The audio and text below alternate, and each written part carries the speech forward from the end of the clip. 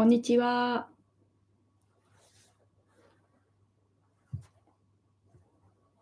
こんにちは。今日はライブを配信させていただきます。よろしくお願いします。今、インスタの方と YouTube の方と同時に配信をさせていただきました。ありがとうございます。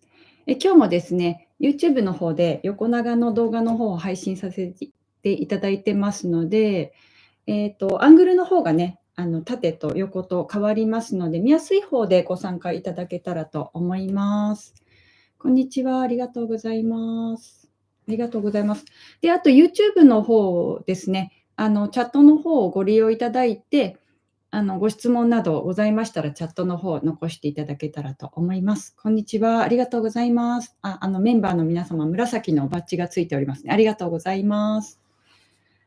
はい、よろしくお願いします。ある程度ね、ちょっと人数が集まってからちょっとスタートしようかなと思います。こんにちは。てんてんさん、こんにちは。皆様、紫のバッジ、ありがとうございます。ありがとうございます。今日、ライブ配信参加初めての方っていらっしゃいますでしょうか？これまでね、何度かライブ配信をさせていただいているんですけれども、今日初めてよっていう方いらっしゃったら、もしよかったら、コメントいただけたらと思います。ありがとうございます。今日クリスマスイブですね。皆様いかがお過ごしでしょうか？初めての方いらっしゃいましたね。ひとみさん、ありがとうございます。めぐみさんも初めて、ありがとうございます。ゆきさんも初めてさん、ありがとうございます。ゆきさんかな？私と同じ。はいってゼニアさん、はい、ありがとうございます。初めての方、ありがとうございます。たくさんいらっしゃって嬉しいです。で、一応ですね、初めての方、ありがとうございます。YouTube と、インスタライブの方、同時進行でやってるんですけれども、結構初めての方、どちらもいらっしゃるようで嬉しいです。ですね、私はですね、一応自己紹介をさせていただきますと、防具学園という手芸の、カルチャースクールの方で講師をやらせていただいております。で、講師を始めたのは、2009年の手芸展での講師がスタートになりました。で、完全ね、独学で教室とかで習ったこともなくてですね、専門学校とか通ったこともなくて、全て独学でやってることを皆様にYouTube とかでもね、配信させていただいていて、で、講師もやらせていただいているという感じでございます。はい。なので、まだね、専門的用語っていうのはですね、皆様ほど詳しくないかなとは思うんですが、綺麗にできるコツとか、自分なりにやってきたことを、動画とかね、その画面を通して皆様に紹介するということをしておりますので、よかったらね、動画の方も、もしYouTube 初めてっていう方とか、多分インスタライブの方は見え方がちょっと変わってると思うので、YouTube の方とかもね、ご覧いただきながら、何かね、ヒントになればいいなっていうふうに思います。はい。じゃあ今日もね、よかったら、YouTube の方はですね、77名の方、ありがとうございます。たくさんの方ご覧いただいて。YouTube ライブはですね、前回、久しぶりにやったんですけど、ボンミスを犯しましてボンミスじゃないよね。もう大きなミスを犯したんですよ。もうね、祭壇から大間違いをするというね、とんでもないことをしちゃったんですけれども、なので、今日はですね、結構万全な体制でやらせていただいていて、で、今ですね、YouTube の方で撮ってるのが、ウェブカメラって言って、パソコンの画面のカメラをインカメラにして、こちらの方を映しております。で、綺麗な状態で、そのままアーカイブに残りますので、よっぽどね、変なことがない限りは、そのまま残るような感じになります。で、インスタライブの方は、そうですね、今日ご参加結構同じぐらい多いですね。70名の方いらっしゃるようなんですけれども、こちらもね、縦でね、そのまま見る方が、広告とか入らないで見えるようだったら、そのまま残そうかなと思うんですけれども、YouTube の方が多分見やすいと思いますので、圧倒的に。なので、見やすい方で、アーカイブの方もご覧いただけたらと思います。で、今日はですね、時間が1時間を予定してます。前回結構ね、2時間以上やってって、そのままアーカイブに残ったんですけど、1時間では、完全に出来上がるものなので、で、今日ね、こちら手元に用意している、これね、ちっちゃい鍋つかみですね。こちらを作っていこうと思います。で、これは、もうすでに動画で配信をさせていただいていて、で、昨日の告知の時点でもですね、この動画に出てますよっていう風にありますけれども、その頃はまだテロップでの紹介だったので、今回は実際に一緒にね、皆様、今からでもすぐ用意すれば間に合うよっていうぐらいの材料でできますので、お時間ね、もしあれば一緒に作っていただいて、一緒にね、完成を楽しんでいただけたら嬉しいなっていう風に思います。でね、使い方としてはね、こうなんかポットとかのこの鍋つかみで、こういう風にポット持ったりとか、あとはね、鍋の蓋をこうやってつまむ時にも結構便利で、あと2つあると、こう横の取っ手でこうやってやったりして、結構私は冬の間使うこと多いですね。冬以外にも使うんですけれども、こんな感じで飾っても置いてもね、可愛いですからね。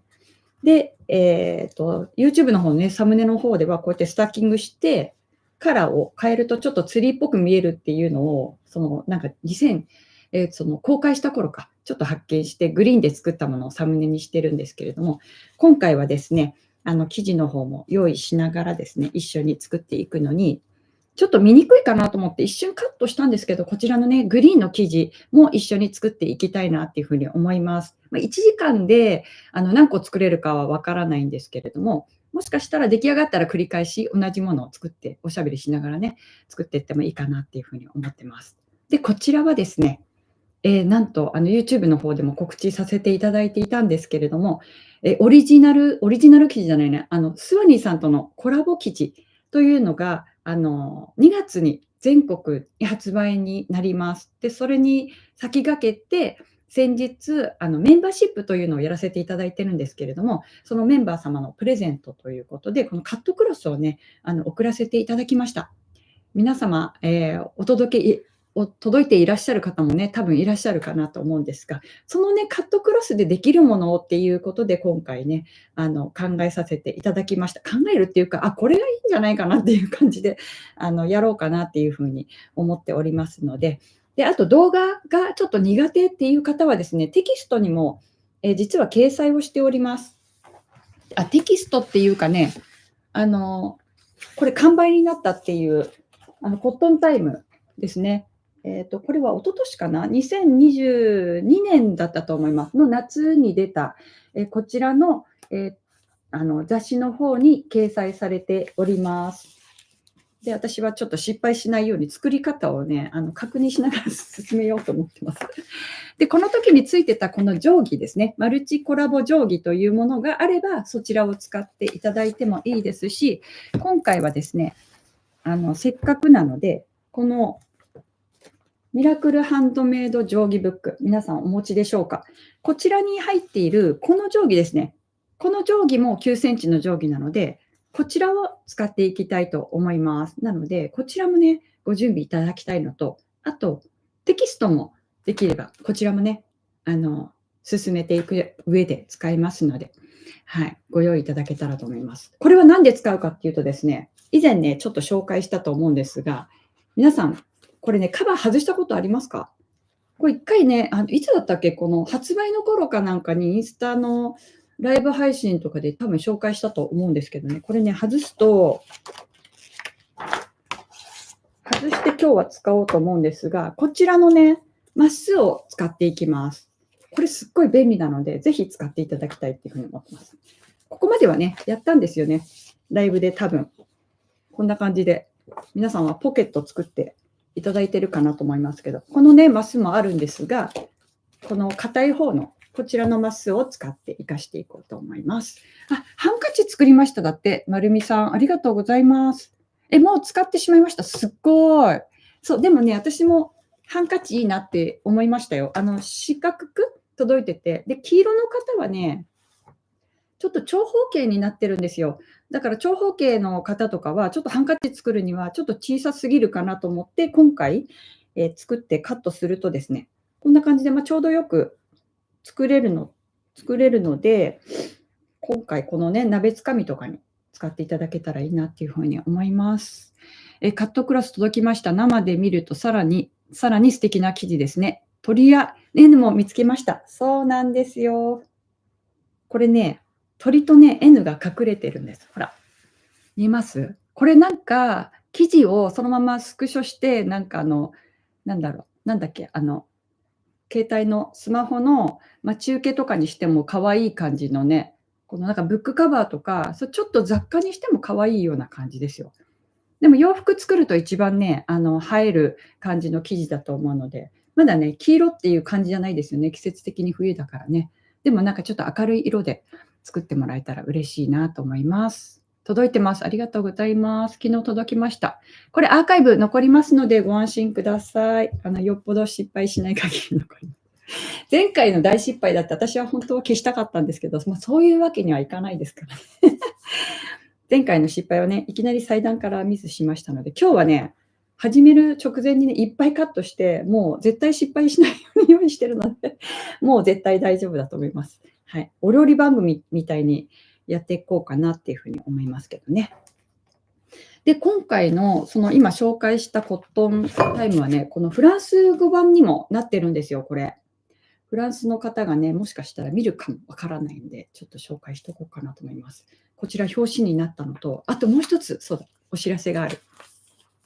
話がすぐ脱線するのが私のね、特徴なんですけど、なんと、フランス語版の布耳の本が出ました。嬉しい、めっちゃ嬉しい。これね、日本語版がね、またちょっと席離すけど、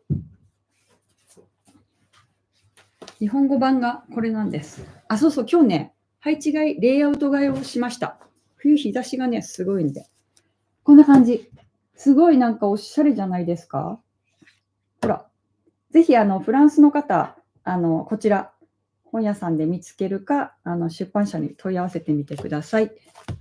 このね、出版社ね、結構昔から手芸の本とか、日本の手芸の本を翻訳して出されたりとかしてるんですよね。ここと同じだった、ここの出版社と同じだったので、なんか結構こういう扱ってくれてるのかなっていう。NHK じゃないな、防具のミシンのなんかキルトの本とかも、ここの出版社から出てますので、こうね、よかったら。これはもう売ってないと思うけど、こちらはよかったらフランス語版。はい。ぜひ見つけていただけたら嬉しいです。これからフランスに旅行行かれる方とかですね、ぜひギャラリー・ラファイエットとかだったら書店があるので、私この間そこでも探したんですけど、まだね、出版前だったみたいでなかったんですけど、ギャラリー・ラファイエットのね、テラスに上がる直前のところに本屋さんがあるんですよ。でそこにね、あるかもわかんないんで、よかったら見つけてください。フランス語版は日本でも買えますか？どうだろうね。フランスのアマゾンがあれば、買えるかもしれない。はい。ありがとうございます。おめでとうございます。ありがとうございます。はい、メリークリスマスですね。まだ全然何も始まってないのね。もう15分も経っちゃった。こんな感じで、初めての方ですね、いつ始まるんだっていう感じですけど、こうやってちょっとおしゃべりをしながら楽しく始めております。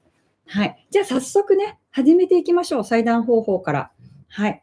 じゃあ私はもうこの辺りにして、ちょっとパソコンの方カメラ下げまして、で、スマホの方もちょっと移動しますので、もしかしたら酔っちゃうかもしれないから、少しだけですね、目線をね、ずらしていただけたらと思います。はい。でこの間なんかカメラ移動するときにね、ちょっと画面の前を押しちゃったから、こうやってやれば大丈夫かな。こうやってやって、ちょっと手元を映してですね。で、こちらはね、どうしようか。ちょっと下げて。どうだろうな。ちょっと待ってね。これは、この辺でやれば大丈夫かな。バタンって言ったらごめんなさいね。はい。じゃあちょっと YouTube の方は少し遠いので、ちょっと手を伸ばしながらですね、見せるような感じにしていこうと思います。はい。そうしたら生地を、まずね、用意するおすすめの生地として、今今回は届いた生地がこちらね、このちょっと薄い感じの生地になるんですけれども、こういうのだと鍋つかみになるのにちょっと熱いじゃないですか、これにまた薄いものをつけてしまうと。なので、こういうね、キルティングのものを、こういう感じのものですね、合わせていきます。こちらですね。キルト。これちょっと、このマスがこれ、なんだっけな、半身キルトだったかな、全身キルトだったかな、ちょっと忘れちゃったけど、こういう方が厚みが増して、ちょっとふっくら感も出ますので、接着芯とか入れなくても大丈夫な感じです。でもしね、このキルトがないよっていう方は、接着キルト、こういうね、接着キルトというものがありますので、こちらをこの本体の方にこうまず貼り付けてから使うような感じにしてみてください。で、その場合のね、接着キルトは、通常はね、縫い代をちょっと省いたりとかするんですけど、もうこういうね、ちっちゃい小物はね、あんまりそういう難しいことを考えずに、サクサクっと始められる方がいいかなっていうふうに思います。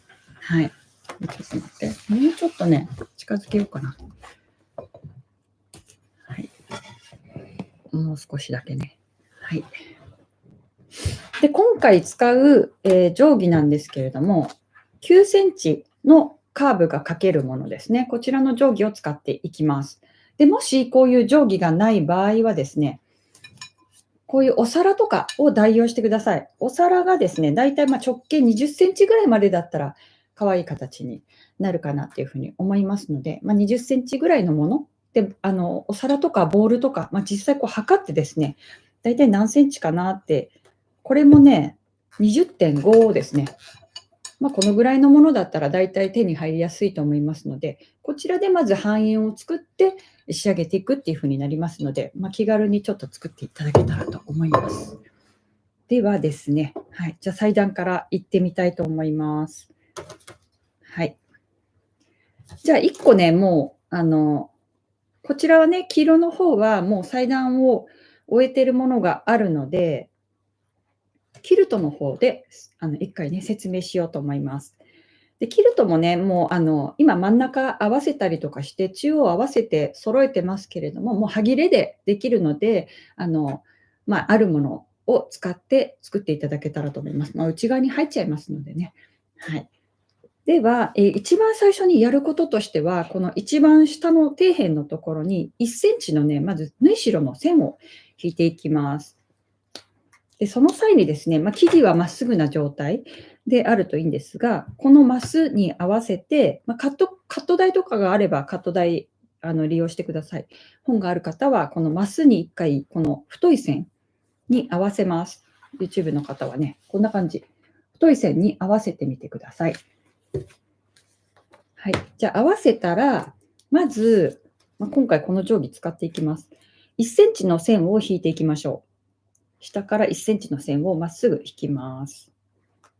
このキルトは、だいたいね、20センチのものを用意してます。幅20センチ。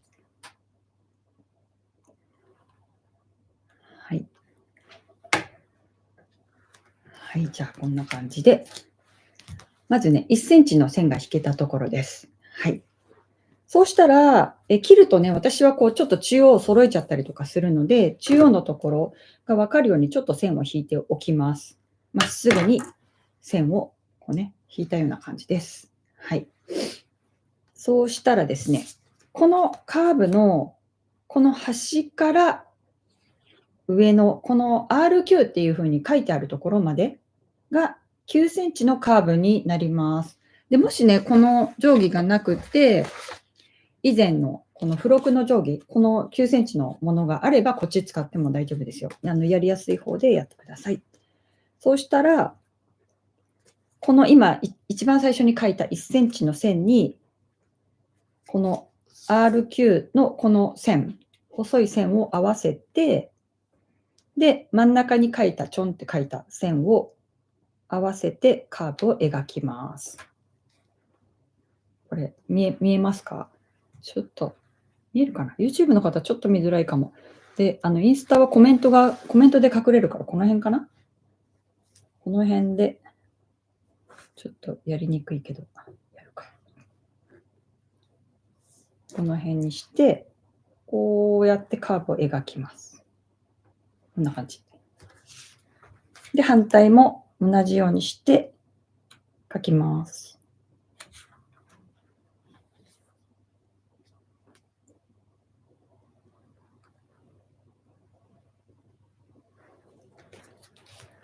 はい。じゃあ描くとこんな感じになります。こういう風に。見えるかな？こんな風になります。そしたらまだ下のところ、最初に描いた線のところがまだ何もない、描いてない状態なんですよね、下。描いてないですよね。ここに線を描き足します。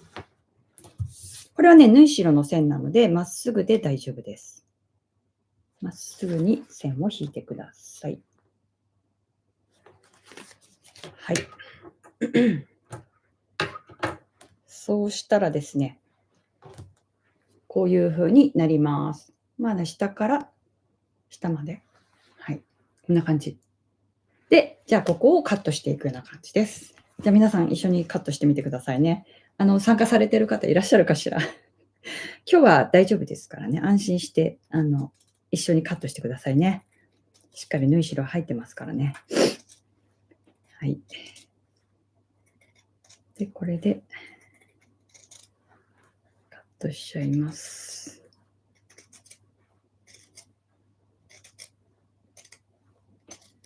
一緒にやられてる方いらっしゃいますか？もしいたら一緒に合わせていこうかなと思うんですけど。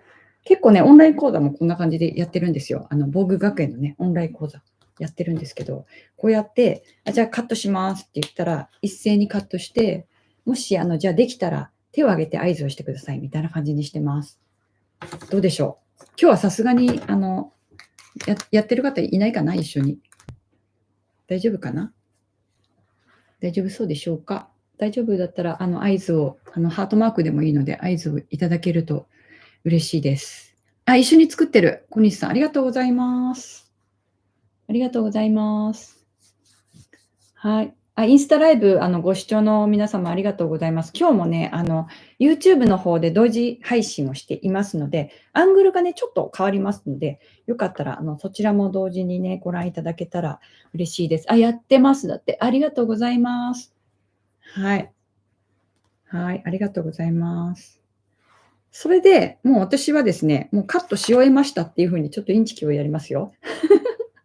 はい。こんな感じでできましたので、じゃ、黄色でね、明るい黄色でいきましょう。こんな感じ。で、こう2枚出来上がったところですね。で、さっきみたいに1枚ずつやってもいいけど、この薄い生地の場合はこうやって半分にして線を引くというやり方もできますので、ね、じゃ、ちょっとその紹介だけしとこうかな。こういう場合は、こうちょっと半分に輪にして折りますね、薄い生地ね。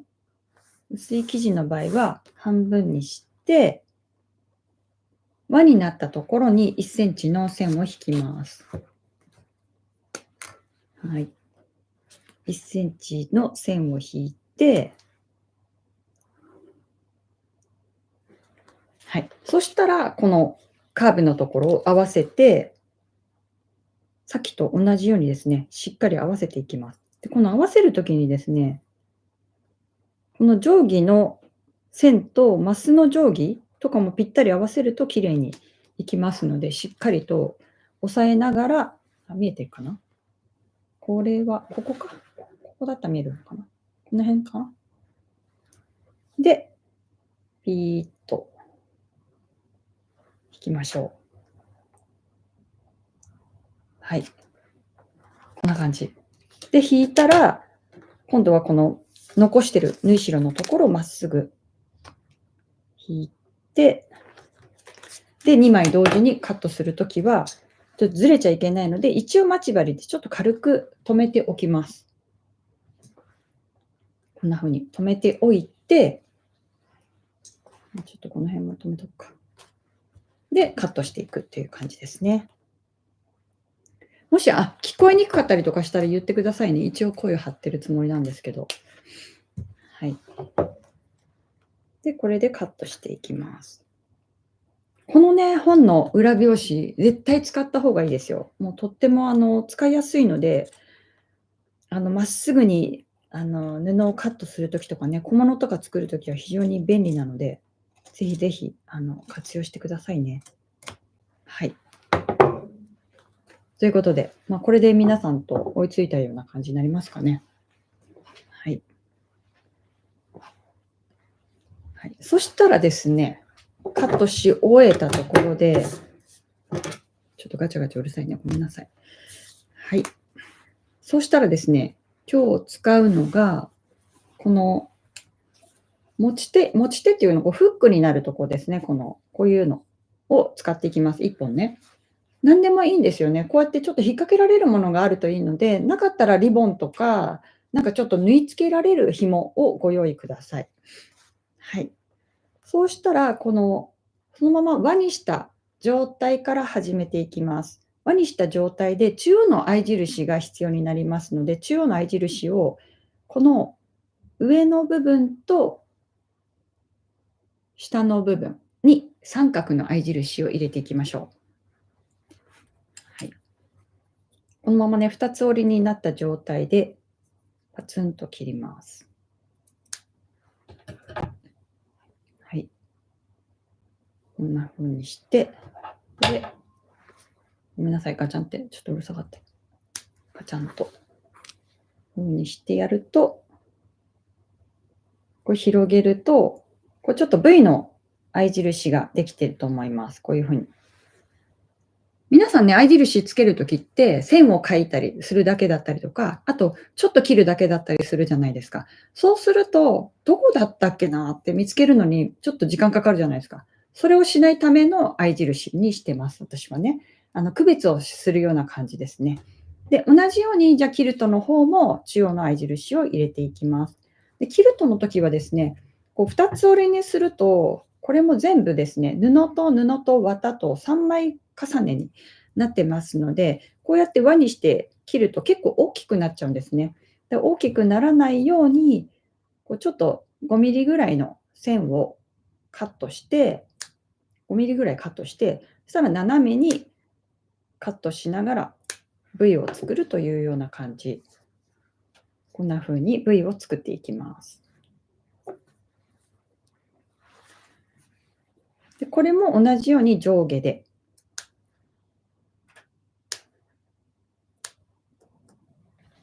はい。だからこういうのを合い印だけでね、結構細かいゴミがね、出ますよね。こんな感じでゴミが出ちゃうんですけど。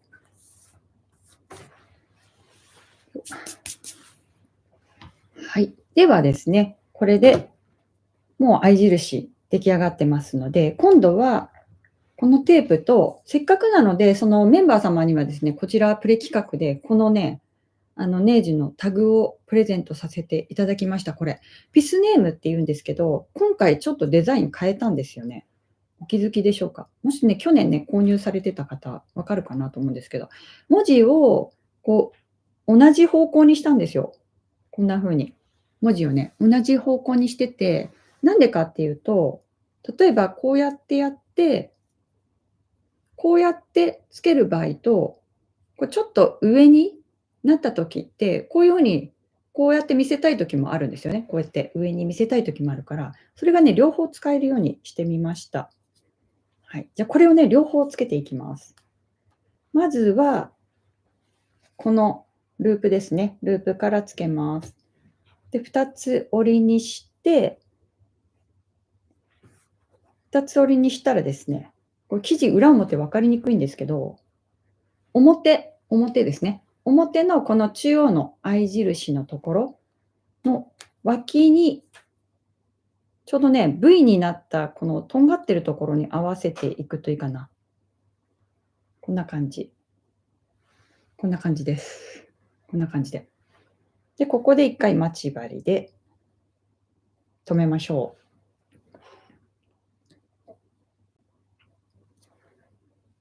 これね、仮止めしていきます。そして、これも一緒にやっていこうかなと思います。これもですね、見せたい面をこの生地の方に重ねます。それをね、中表って言うんですけど、文字をこのネージュって書いてある方なんですけど、私はね、これ見せたい面がこっちってなったら、これが今縫う時に自分に見えないようにして重ねていきます。こんな風にして。で、ここ1センチは縫い代なので、縫い代からは少しずらすような感じにして、待ち針で留めます。そしたらここをそれぞれ5ミリずつですね、縫っていきます。はい。では、ちょっと移動します。これ、どうだろう。これでいいのかな。これちょっと、どうしようかな。あ、カメラが見えてしまった。なんか、ちょっと待って。これってズームできるんだっけ？ズームができる。ちょっと待って、余計なものが映り込むね。どうしようかな。こんな感じでやってますよ、私。どうしようか。映りが、ここでいいか。ちょっと余計なロックミシンが見えちゃうけど。ロックミシンね、ちょっと避けてるので。では、これで縫っていきたいと思います。YouTube 見えるかな？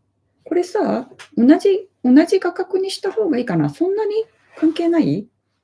大丈夫そう。これでいいですか？インスタの方は。このアングルで。YouTube の方はどうでしょうか？アングル大丈夫そうですか？もうちょっと近いとね、多分、ぐらぐら揺れちゃうんだけど、これもズームできればいいのにね。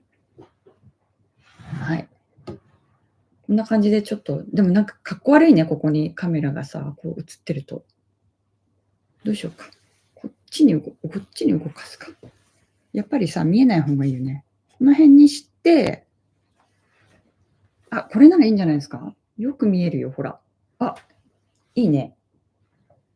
どう？いいですよね。いいですよね。よかった。じゃあ、ここにしましょう。ちょっとね、インスタの方はここでやりましょう。はい。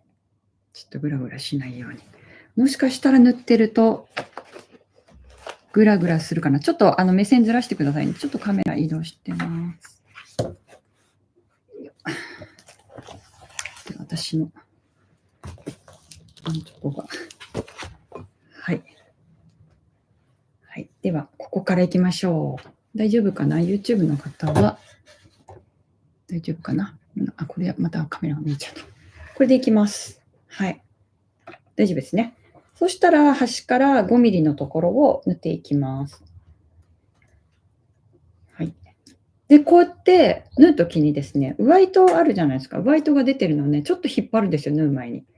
下ろしてから引っ張ってもいいんだけど、忘れなければ引っ張ると、最初の縫い始めが綺麗だったりするので、ぜひやってみてください。ちょっと音うるさくなりますよ、縫いますので。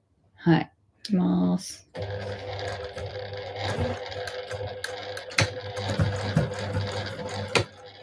ちょっとこうゆっくりにしておきますね。あ、糸切りますよ。うるさいですよ。ちょっと耳塞いでくださいね。はい。で、こんな感じで、最初ね、返しにしなかったけど、こんな感じで、裏面もね、綺麗に縫えますので、こういう風に縫ってみてください。そしたら、タグの方も同じようにして縫います。ちょっとカーブになってますけど、構わず5ミリで。これはね、ちょっと距離が長いので返しにしてます。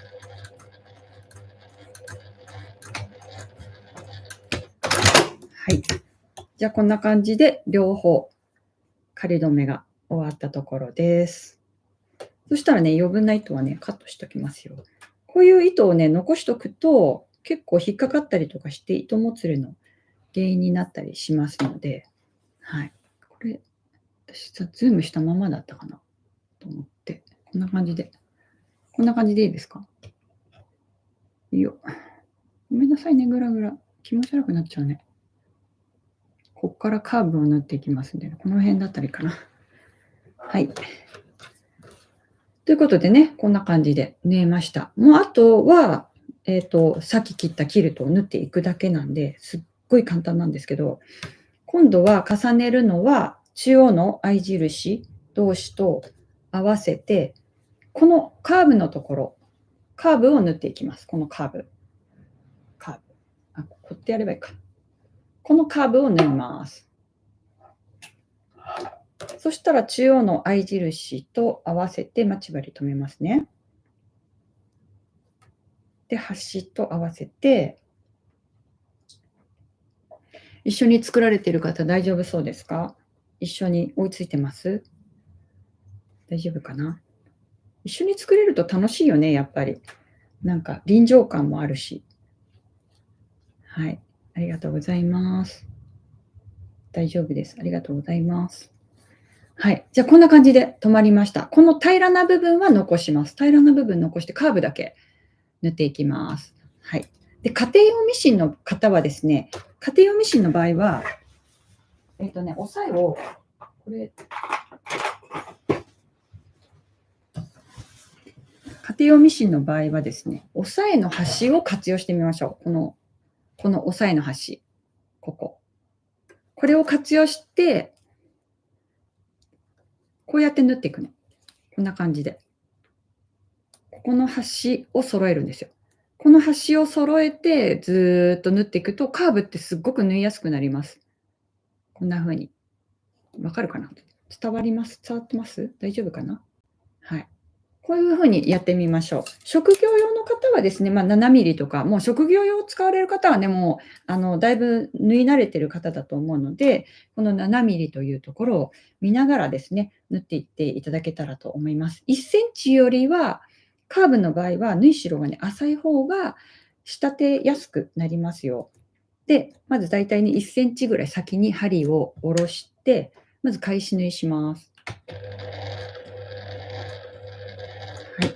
そしたら前に進めるんですけど、その時にね、こういうね、目打ちっていう道具があります。これをもしね、お持ちだったら、こちらを活用しながらやってみてください。はい。で、これでゆっくり進めていきます。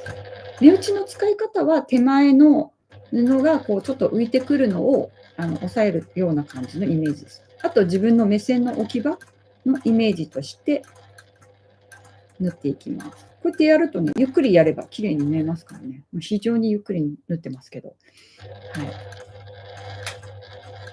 い。で、速くなるのが怖い人は、ミシンの速度、縫う速度を最初からね、遅くしとけば、フットコントローラーどんなに踏んでも速くならないので、そんな風に調整してみてください。ね、こんな感じで縫えていきますよ。はい。で、この合い印の待ち針だけは結構ギリギリまで外さない方がいいですね。ずれてきちゃうとね。このぐらいの距離だったら大丈夫ですけど。はい、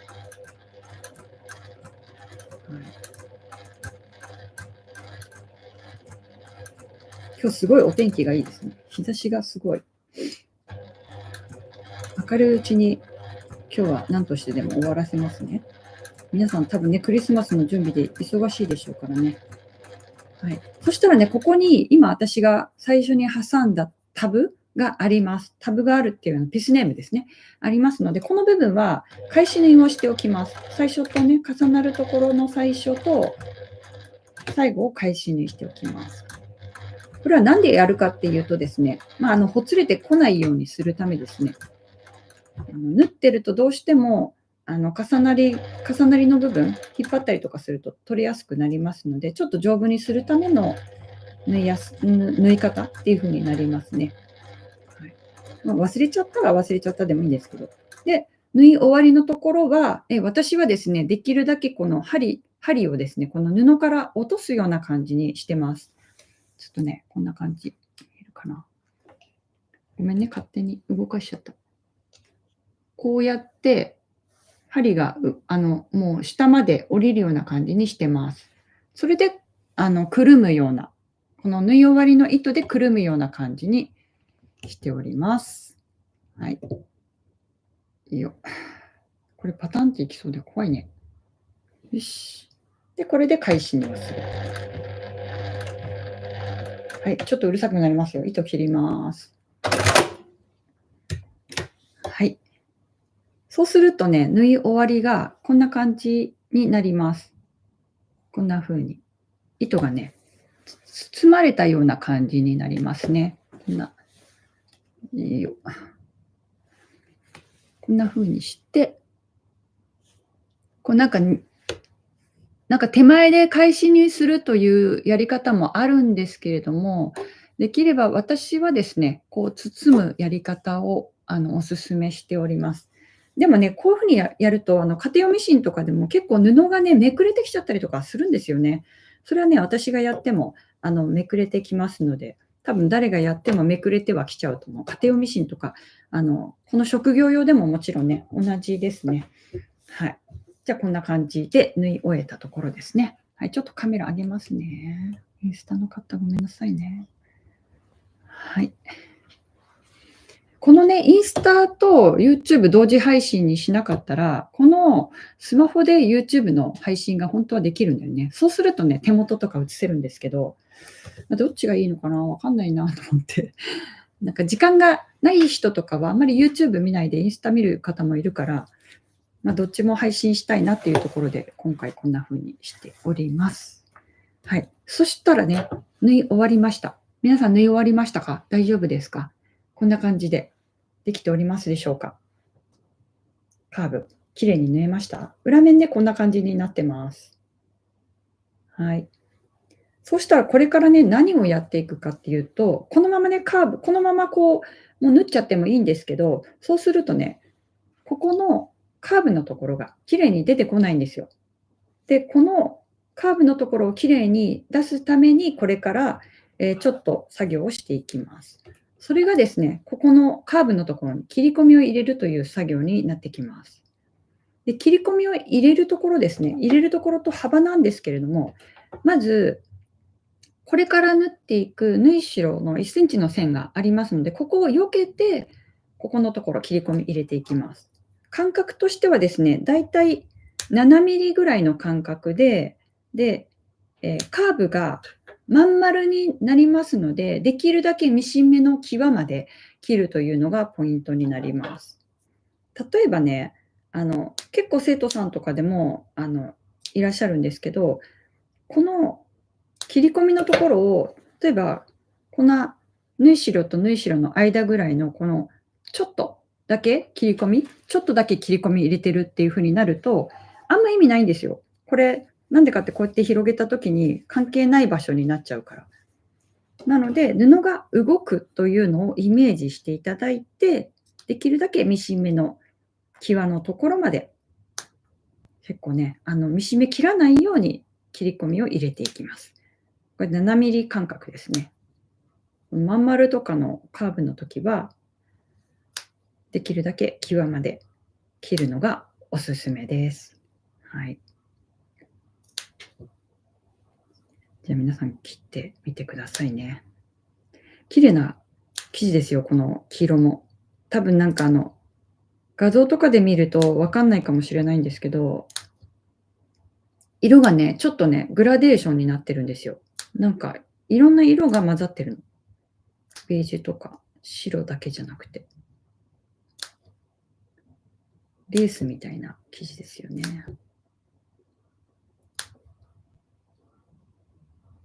はい。皆さん大丈夫ですか？ご質問等ございませんでしょうか？ここまで。大丈夫そうですか？すごいね、無料の講習ですよ。もう超太っ腹。これだってさ、防具学園のオンライン講座と全く一緒です、今やってるやり方が。そう、防具学園のオンライン講座を受けるにはね、万単位でかかりますからね。はい。皆さんちょっと一緒に楽しんでもらえたらね、いいですよね。はい。じゃあこんな感じで切り終えたとこですね。はい。そうしたら今度何するかっていうと、これパカンって開きます。こうやって。こんな感じ。こうやって開いてみてください。こんな風に。ちょっと貝の口みたいになりますよね。で、こうやって開いたら、ここの脇のところ、ここの部分ですね。この部分の縫い代を同じ方向に倒すとずれやすいので、これをね、交互に倒します。縫い代も開かずに交互に倒すんですね。こんな風に交互に倒してみてください。こうやって。縫い代の厚みが均等になるように、これはこっち側に倒れて、こっち側に倒れてっていう感じ。こういう風になります。はい。そうしたらここをずれてこないように待ち針で一回止めますね。はい。そしたら上ももう距離短いんだけど、一応待ち針で止めておきましょう。はい。こんな感じで留めて、そしたらこっちもですね、留めるんですけど、このキルトの方を今回内側にしますので、返し口を作んないと、そのまま閉じてしまうことになるんですね。なので返し口をね、この距離でも返し口を作るのに、だいたいね、4センチぐらいかな、残しておこうかなっていう風に思います。で、ちょっと今回はやりやすいように、この端っこの、この山のところちょっと縫ったところで少しやりにくくなっちゃうので、だいたいそうですね、上から4センチぐらい、今待ち針打ってるぐらいのところ、中間ぐらいですかね。ちょうどこことここの真ん中辺ぐらいまでを残して、ここ残して縫わないという風にしておきます。こんな感じで。縫わないようにしておいてから、ここから上に向かって縫っていくっていうような感じになります。どっちでもいいですよ。こっちから縫ってってもいいですし、こっちから縫ってっても縫いやすい方で大丈夫です。もう距離短いので、そのまま縫っていきましょう。で、重要なのはここの待ち針、最初に待ち針止めたところがずれないようにするというのが重要になってきます。そしたら今度は1センチですね。縫っていきます。最初につけた縫い代の1センチで縫っていきます。ここもね、本当は7ミリでいいんですけれども、最初に印をつけたのが1センチなので1センチにしています。はい、そしたらですね、最初に今つけた、開き口ですね。開き口に今針を刺したところです。そしたら3目ほど前に進めます。はい、そしたら3目下がります。はい、で、前に進めていくような感じですね。はい。そしたらゆっくり進めていったら、ちょうどこの縫い合わせのところに来ます。で、縫い合わせのところはですね、厚みが増しますけれども、ここがずれちゃうとかっこ悪くなっちゃうので、しっかりと目打ちで押さえながら、ここも返し縫いをしていくような感じですね。こ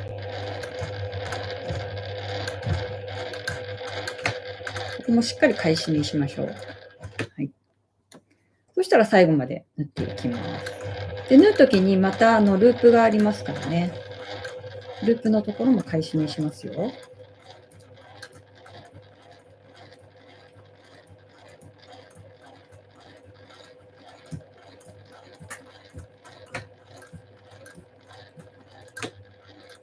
行き過ぎた。最後、縫い終わり。よし、ここですね。はい。こんな感じですね。今回はちっちゃいからそんなに力加わんないと思うんですけど、もしループが取れてしまうかもって心配な方はですね、この今縫ったところの、この際のところをもう1本縫っとくと、さらに丈夫になります。参考にしてください。そしたら表に返していきますね。これ、返し口ちっちゃいので、ちょっと動きます、インスタの方。はい。返し口ちっちゃいんですけどね、ここから戻っていきますよ。さあ、ここから生まれてくる感じですけれども。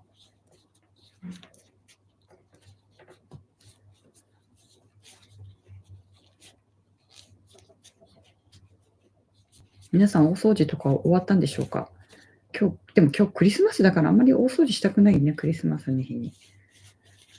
クリスマスは皆さんご予定どうですか？なんかケーキとか作るのかな？買うのかな？どうなんだろう。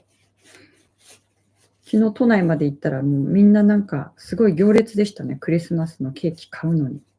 すごい行列だった。一回買ってみたいですね、ああいうところで。持って帰るの大変だけど。本当に。はい。じゃあこんな感じでできたところです。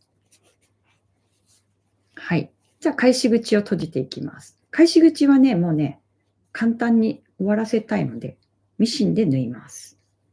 ちょうどこの書いた線のところで内側に折り込んでいきますよ。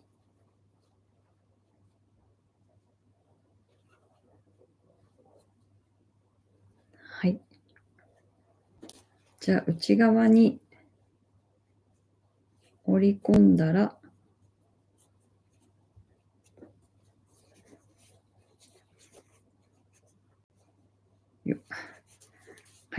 今ね、折り込んだとこですね。下が回らなかった。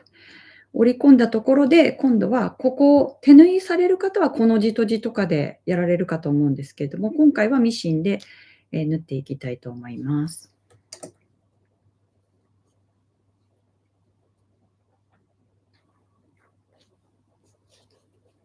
で、この返し口をミシンで縫う時なんですけれども、ここがちょうど今ね、戻したところで、ちょっとここ、ちょっとほつれたりとかするんですよ。で、その強度のためにも5ミリほど多めにですね、縫っていきます。なので、ここが開き口の最初だとしても、5ミリ、ちょっと多めのとこですね。ここから下まで縫っていくという感じになります。で、返し縫いしていきますね。はい。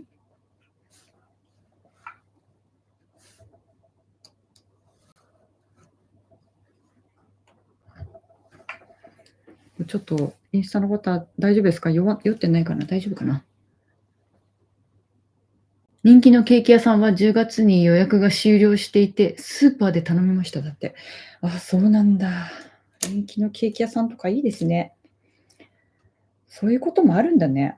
なんか私は山崎のケーキしか知らないですけど、なんか都内とか行くと、やっぱりすごいんだろうなと思って。買える方がちょっと羨ましいな。はい。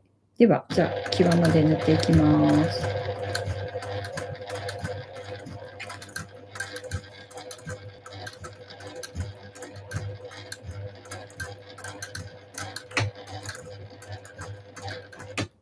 はい、じゃあ、糸切りますので、音大きくなります。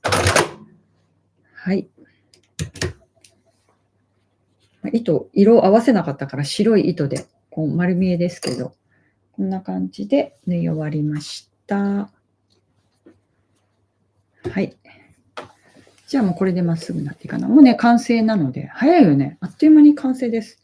で、これで、この内布ですね。こうなんか糸切りとかでも結構出てきますので、しっかり切っといて、で、表にこうひっくり返していけば、ピュッと出てきますんで、これで完成です。すごいよね。あっという間になっちゃった。で、ちょっと忘れちゃったんだけど、この縫い代を合わせたところ、本当は返し口から表にするときに、ここ開かないとちょっとゴワゴワしちゃうんですね。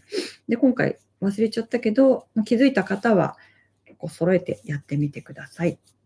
でもなんか小物だからね、あんまり気にしないで、サクサクっと作れるのがいいですよね。こんな感じです。で、ここでちょっと色糸とかで縫い留めるってなると、こういう風にちょっとステッチ入れていくんですよ。ちょっとこのままだと、これがめくれてきちゃったりとか、気になるなっていう方は、縫い留めておくような感じになります。ちょっとその糸は用意してなかったけど、例えばなんか刺繍糸とかで赤いステッチとか、こうやって入れるとちょっとアクセントにもなったりして、結構ね、可愛くね、できますよ。可愛くないですか？こんな。あっという間に。どうです？出来上がった方いらっしゃいますか？今日は友達とキティちゃんのケーキとローソンの黄金チキンのクリスマスパーティーします。あ、いいですね。これからなんですね。七色さん、ありがとうございます。楽しそう。私、今夜は一人ですね。ちょっとロンリーな感じで。で、昨日ね、麻婆丼を作ったのでクリスマスなんだけど、麻婆丼です。残りです。はい。まあ、そんなもんですよ、現実。はい。可愛いね。どうです？よかったらね、作ってみてくださいね。で、本当はなんか、なんだろう、樹手芸部の残りのね、この布耳とかでもやりたいなっていう風に思ってたんですけど、ちょっとこれやると1時間じゃ終わんないので、今回のこのこの出来上がったものをヒントにですね、ちょっと合わせながらやってもらえたら嬉しいなっていう風に思います。こういう風にちょっと合わせていくとですね、こんな感じでこうなんか斜めに入ったりとか、こうちょっと生地をね、分割して、例えばこういう風になってるところの、この部分だけを色を変えてみるとかね、そういうやり方もできますので、それがね、載ってる本とかもありますよ。布小物の本とかがあるので、そういうのも参考にしていただけたらと思います。はい。じゃあ、いかがだったでしょうか？今日はこのあたりでいかがでしょうか？何かご質問等ございませんでしょうか？大丈夫かな？できました。グズな私でも追いつけていけました。すごく嬉しいです。ありがとうございます。じゃあちょっとカメラ上げて。今日は1時間で終われそうですよ、皆様。よかった。ちょっと待ってね。上げて、ちょっとこっちのカメラも上げておきます。すごくない？ちょっと今日、バッチリ。バッチリバッチリ。優秀優秀。どうです？可愛いのできました？ありがとうございます。できました？できたかな？これをね、3つ作ったりとかすると、すごい可愛くなるから、なんかそういうのをやってみてもらったら嬉しいなと思います。だからグリーンが届いた方とかは、グリーンで、私もこの後ちょっと作ってみようかなと思うんですけど、これをね、スタッキング、同じ形でもスタッキングサイズ変えずにやっていくと、これもこれも同じサイズですからね。こうやってやっていくと、ちょっとツリーっぽくね、テーブルコーデとかで並べておくと、使えるし、飾れるし、可愛いしっていうところでいいかなって思いますので、はい、よかったら今回の動画を参考にですね、作っていただけたら嬉しいです。はい。なんかすごいね、日差しが入ってきちゃった。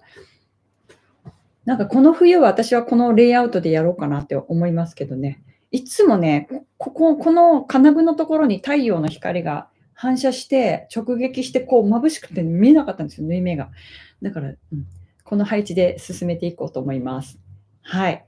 じゃあ今日はこの辺で終わりにしたいと思います。ありがとうございます。はい。じゃあ皆様、素敵なクリスマスをお過ごしください。お忙しいところありがとうございました。バイバーイ。じゃあちょっと、どうしようか、インスタの方から終わりにしても大丈夫ですか？以前動画を見ながら終わりいくつも作りました。お友達にも作ってとても好評でした。よかった。ありがとうございました。ありがとうございます。じゃあ、切らせていただきます。ありがとうございます。